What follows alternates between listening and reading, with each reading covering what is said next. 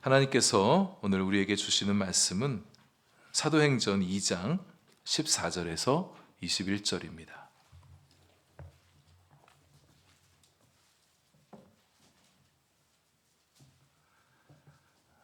신약성경 사도행전 2장 14절에서 21절까지 우리 한 절씩 교독하겠습니다.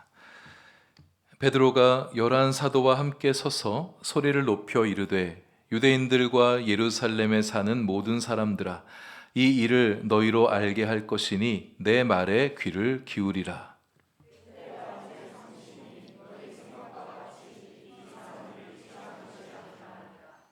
이는 곧 선지자 요엘을 통하여 말씀하신 것이니 일러스되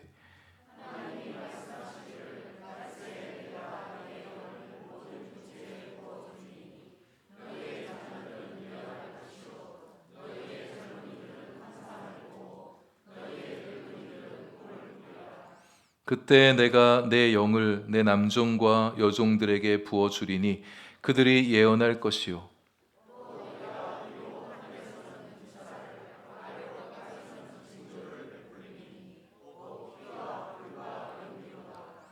주의 크고 영화로운 날이 이르기 전에 해가 변하여 어두워지고 달이 변하여 피가 되리라.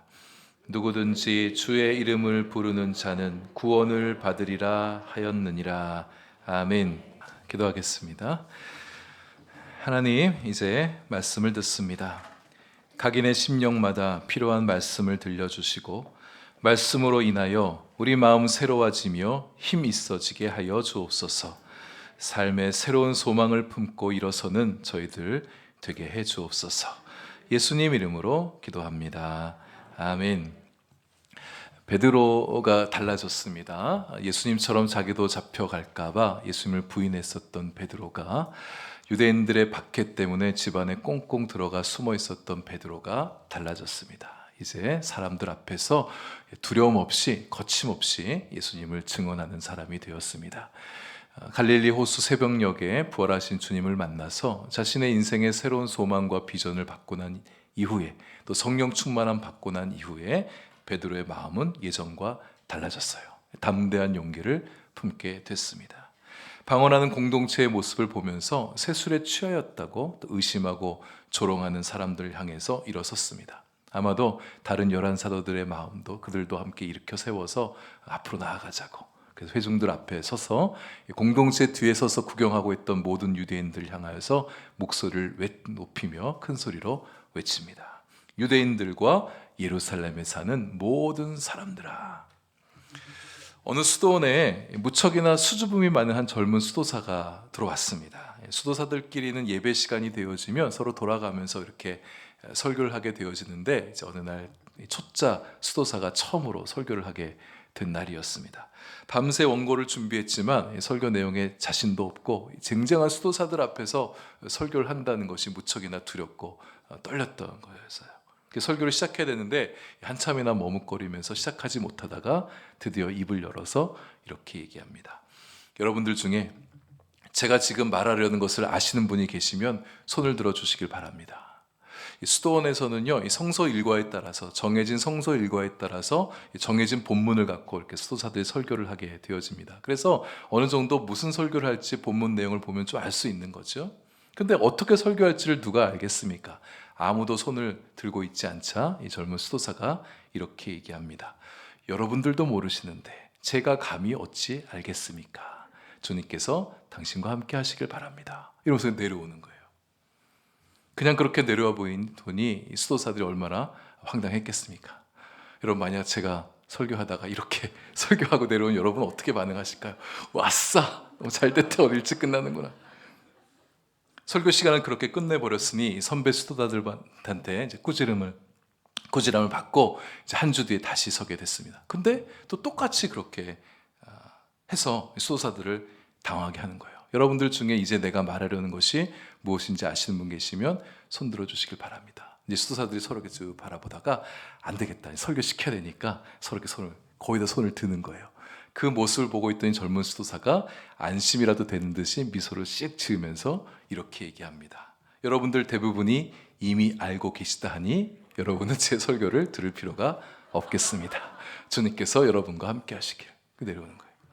그렇게 말하고 내려오니 수도사에게, 아무리 수도사가 설교에 자신이 없어도 그렇지 이렇게 해서는 안 되겠다 싶어서 선배 수도사들이 또 불러다가 크게 호통을 치고 다시 또 그 다음 주에 강단에 서게 했습니다.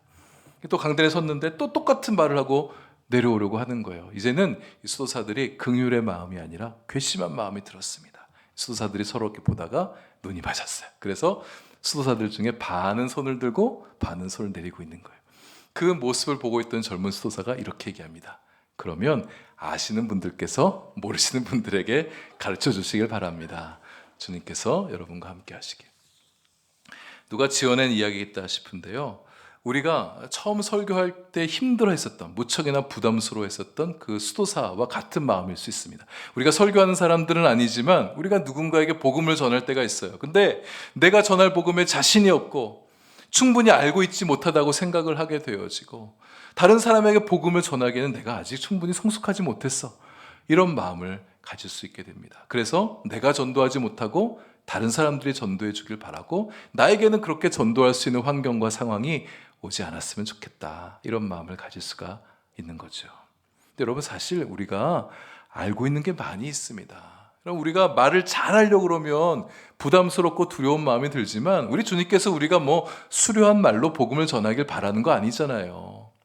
좀 서툴고 버벅거리고 논리정연하지 못한다 할지라도 내가 믿고 있는 예수님, 내가 알고 있는 예수님, 내가 경험한 예수님을 그렇게 담백하게 좀 투박스럽게라도 전하게 되어지면 우리 주님 그 모습 보면서 충분히 기뻐하실 하나님이십니다.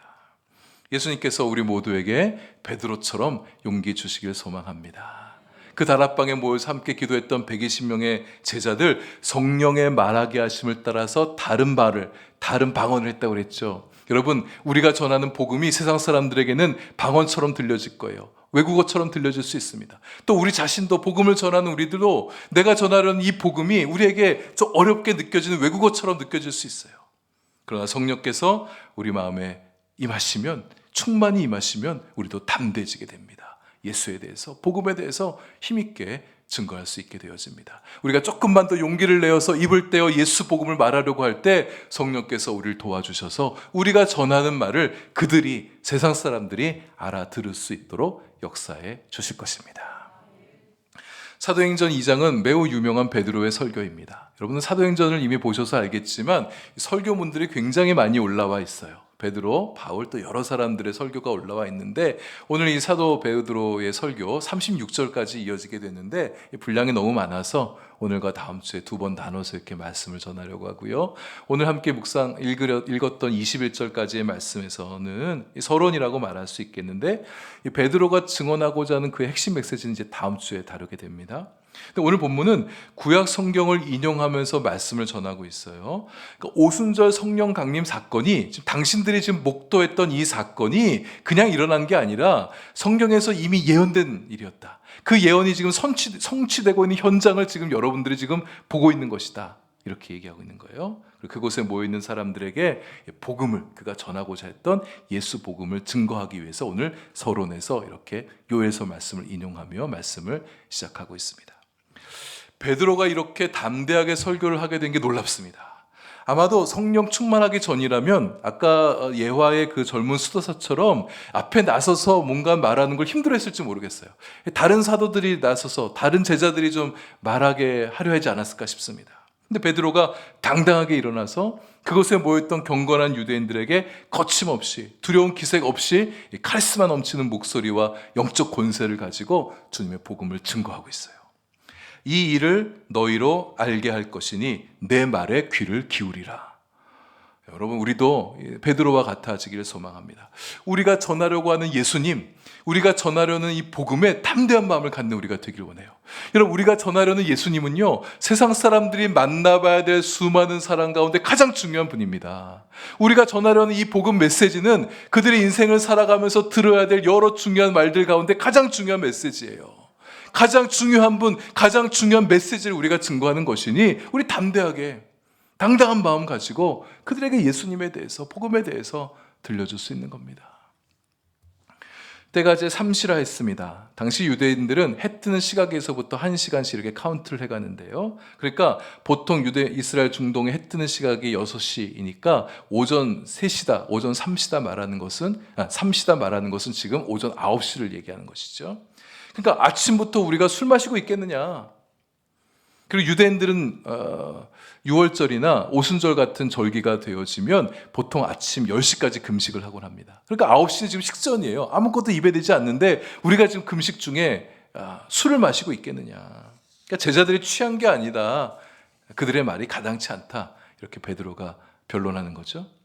베드로는 자신들의 공동체가 새 술에 취해서 지금 방언하고 있는 게 아니라 요엘서에서 말씀하신, 요엘서 2장 28절부터 29절에서 말씀하신 그 예언에 성취되었음을 지금 사도 바울이 논증하고 있는 것입니다. 베드로의 이 설교가 얼마나 강력했던지 이 설교가 끝난 이후에 조금 미리 좀 당겨보겠는데 저 뒤에 37절을 보십시오.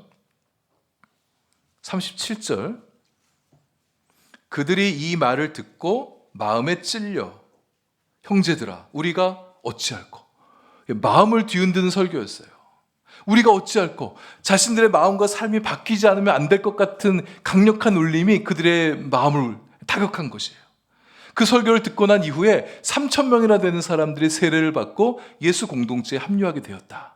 이렇게 말하고 있습니다. 이 부분을 좀 묵상하면서 저도 베드로처럼 설교하는 사람이 되고 싶다 이런 마음이 들더라고요.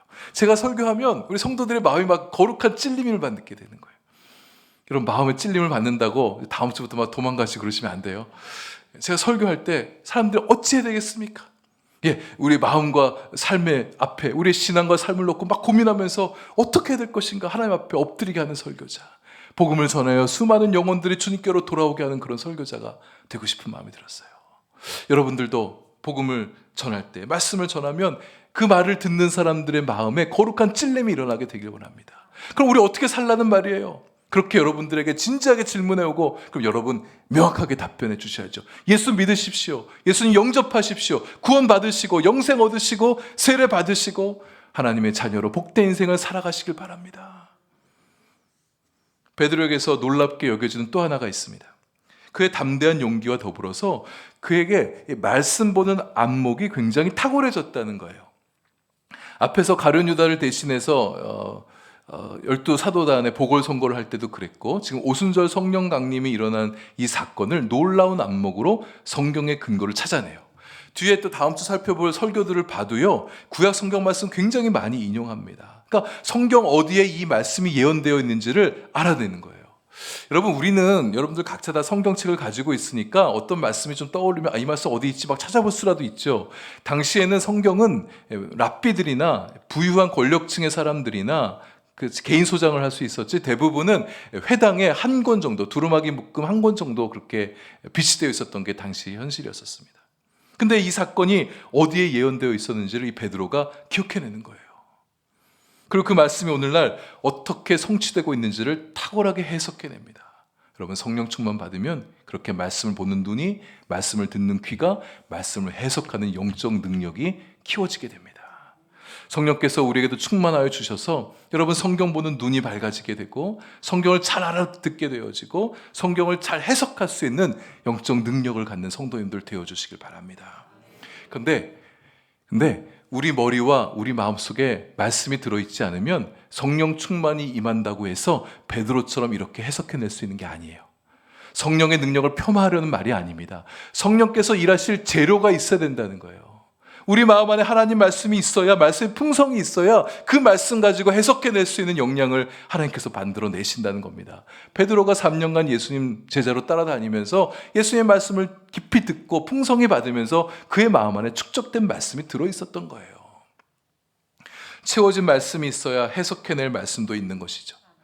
알고 있는 말씀이 풍성이 있어야 말씀 해석의 눈이 영적 통찰력이 더 깊어지게 되어지고, 우리 존재 안에 말씀이 들어차 있어야 우리 삶에 일어난 여러 가지 일들, 세상사, 사건들, 우리가 경험하는 여러 신앙 경험들을 하나님 말씀에 입각하여 해석할 수 있는 능력이 길러지게 되는 것입니다.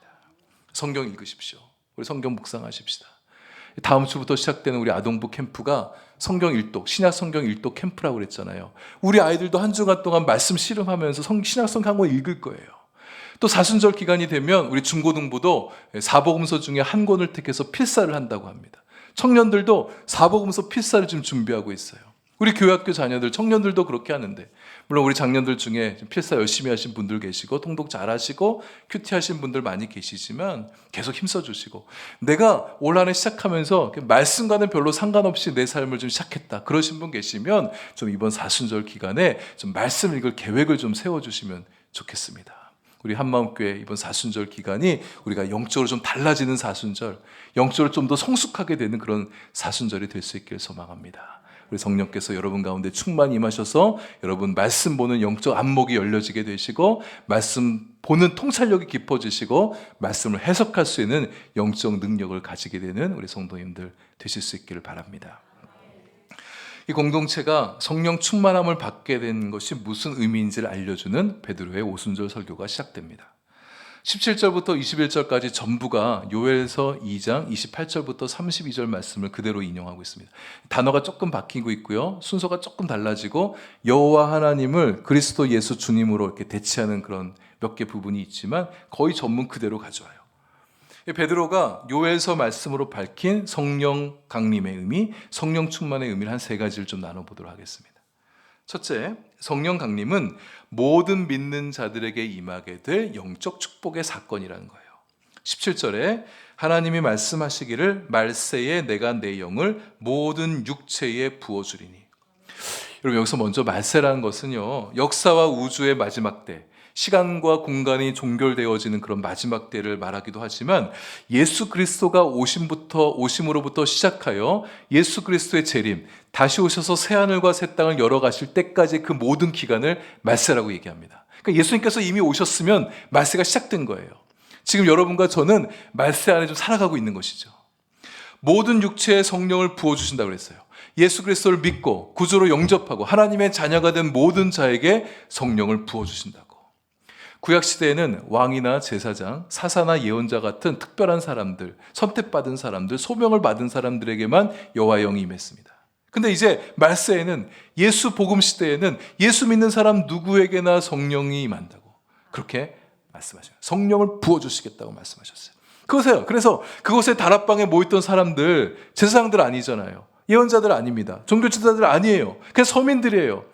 경건한 유대인들이 그 얕잡아봤던 갈릴리 촌놈들이에요. 근데 그들이 성령의 역사하심을 받고 성령의 충만함을 받고 하나님의 큰 일을 방언으로 그렇게 외치고 말하는 성도들이 된 것이죠. 이런 질문이 생길 수 있습니다. 성령이 임하면 다 저 다락방 제자들처럼 방언하고 은사를 갖고 능력을 받게 되는가? 좀 선명한 구분이 필요합니다. 인격적인 영이신 성령의 임재와 성령 충만을 좀 구분하는 거예요. 예수님 믿는 자에게는 누구나 성령이 계십니다. 여러분들 예수님 믿고 계십니까? 그렇다면 여러분 안에 성령께서 계시는 거예요. 고린도전서 12장 3절 말씀에 누구든지 성령이 아니고서는 그리스도를 주라 신할 수 없다고 말씀하셨어요. 내가 예수님을 구주라 고백해요? 성령께서 우리 마음에 감동하여 주시고 내 안에 성령께서 계시다는 증거예요. 근데 여기 요엘서 말씀과 베드로가 인용하는 성령의 부어주심은 예수님을 신앙하도록 돕고 우리 삶에 함께 동행해 주신 인격적인 성령의 임재를 말하는 게 아니라 성령의 충만, 성령의 은사, 성령의 능력, 성령의 권능을 말하는 것입니다. 방언하게 하는 영, 예언하게 하는 영, 환상을 보게 하는 영, 꿈을 꾸게 하는 영, 성령으로 가슴이 뜨거워지게 하며 성령으로 하나님의 영광을 위한 열심을 품게 하는 영을 말하는 것입니다. 주님의 남종과 여종에게 부어주신다고 말씀하셨어요. 예수를 나의 주님입니다 고백하는 자에게, 주님 말씀에 순종하면서 하나님의 영광을 위해 살아가기로 마음 가진 자들에게 성령을 부어주시겠다고. 육체의 성령이 부어지게 되면 사람이 달라집니다. 여기서 이 붓는다는 말을요, 우리말 성경은 좀 점잖게 그냥 붓는다 이렇게 표현하는데 원어를 보면 퍼붓는다는 거예요. 그러니까 성령께서 우리에게 오실 때 퍼붓듯 오신다는 겁니다. 한여름에 장마철에 비가 막 쏟아질 때 퍼붓듯이 비가 내리지 않습니까? 성령께서 우리한테 오실 때 퍼붓듯이 부어주신다고. 그래서 우리가 성령의 충만을 받게 되면 퍼붓듯이 임하는 성령이 우리 가운데 임하게 되는 거예요. 성령에 사로잡히는 거죠. 성령 안에 잠기게 되어지는 거죠. 성령의 사람이 되는 것입니다. 그러면 우리는 육체의 소욕을 이기고 성령의 뜻을 따라 살아가는 사람이 돼요. 세상의 뜻을 쫓아가지 않고 세상 풍조를 거스린 사람이 되어집니다. 예수님이 우리 삶의 우선순위가 되며 예수님을 위해 살아가는 것이 즐거워지는 거예요. 성령의 다스림을 받는 거, 누가 날 다스려? 부담스러워하는 게 아니라 성령께서 나의 삶을 다스리는 것이 기쁘게 여겨지는 것입니다. 성품과 영성과 삶에서 성령의 열매들을 맺어가게 되는 거죠. 그런데 하나님은요, 이 성령의 부어주심, 성령의 기름 부으심을 갈망하는 자에게 주십니다. 갈망하지 않는 자에게 성령 부어주지 않아요. 마가의 다락방에 있던 제자들은요, 성령을 사모하고 있었어요. 약속하신 것이 자신들에게 이행하기를, 부어지기를 간절히 바라고 있었기 때문에 하나님께서 오순절날 그들에게 성령을 부어주신 겁니다. 성령 부어주심이 좋은 건지 복된 건지도 잘 모르는 사람들에게 어찌 그 성령의 기름을 부어줄 수 있겠습니까? 그리고 하나님이 성령의 기름은요, 그릇이 준비된 사람들에게 부어주십니다. 부어주시겠다고 하는데 준비된 그릇이 있어야 담아낼 수 있을 거 아니에요. 그릇이 없으면 성령의 능력을 받을 수가 없는 거죠. 근데 어떤 그릇이 됐냐? 깨끗한 그릇이어야 됩니다. 깨끗한 그릇. 우리 안에는 모든 죄와 허물들 다 벗어버리고 내 안에는 우상과 모든 탐욕들을 내어 던지고 깨끗한 그릇이 되어야 성령께서, 거룩한 영이 우리 가운데 임하게 되어지죠. 여러분, 그릇을 준비하되 큰 그릇을 준비하셔야 됩니다. 요만한 그릇 준비하면 성령께서 부어주실 것은 이만큼 많은데 요만큼만 담아낼 수밖에 없게 되어지죠. 우리가 큰 그릇을 준비하기 원합니다. 여러분의 존재의 그릇, 여러분의 믿음의 그릇을 크게 하십시오. 여러분의 소망의 그릇, 비전의 그릇을 크게 하십시오. 하나님께서 크신 능력을 여러분에게 부어주실 것입니다. 성령 충만함 받아서 여러분의 인생이 새로워지고 우리 교회 위에도 성령의 충만한 능력이 임하게 되는 우리 한마음교회 될 수 있기를 소망합니다.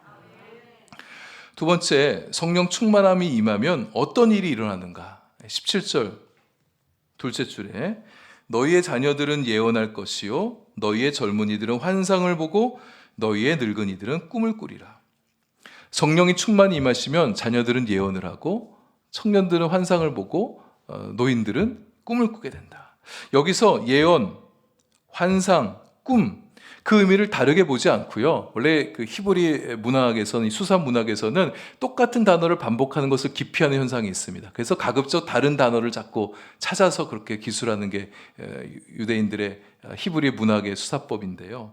그래서 자녀들만 예언하는 게 아니라, 청년들만 환상을 보는 게 아니라, 노인들만 꿈만 꾸는 게 아니라 자녀들도 꿈을 꿀 수 있고 자녀들도 환상을 볼 수 있고 노인들도 환상을 보고 또 예언도 할 수 있다, 이렇게 얘기하는 거죠. 성령 충만함 받는 자는 예언도 하고 환상도 보고 꿈을 꾸게 된다는 말입니다.